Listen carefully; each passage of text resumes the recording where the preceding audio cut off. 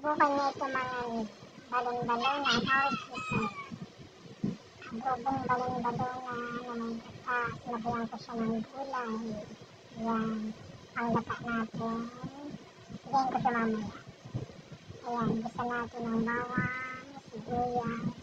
Kalimutan ko guys ang luya. Okay lang walang luya. Ayan.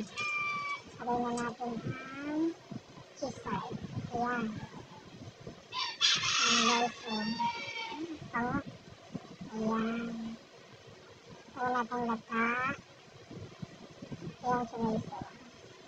At gulay. Ayan.